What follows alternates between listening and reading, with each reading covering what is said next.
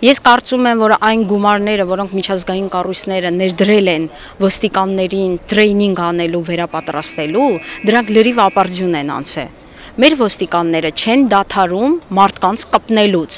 շփվելուց։ Իսկ ով ասեց, որ հավաքի մասնակցին հաճելի է ոստիկանի հետ մարմնակա շփումը։ Դա բառից բուն իմաստով պետք է հանել այս մշակույթը եւ ես կոչ եմ անում, հորդորում եմ նաեւ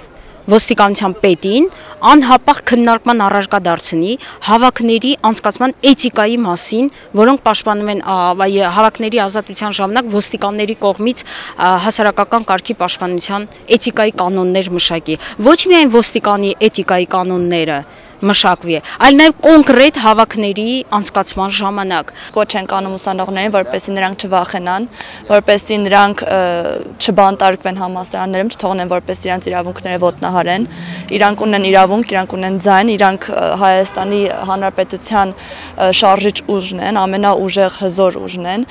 Եվ նրանք պետք է իրենց իրավունքները պաշտպանեն, նրանք պետք է պայքարեն իրենց հայրենիքի համար, իրենց բոլոր իրավունքների համար, յուրաքանչյուր Հայաստանի քաղաքացու իրավունքների համար։ Մենք այսօրվա մեր քայլերով պատասխանատու ենք 10 տարի հետո ծնվող սերունդների առջև։ Մենք ենք իրենց երկիր ժառանգելու։ Իրանք մեզնից են հզոր երկիր ուզելու։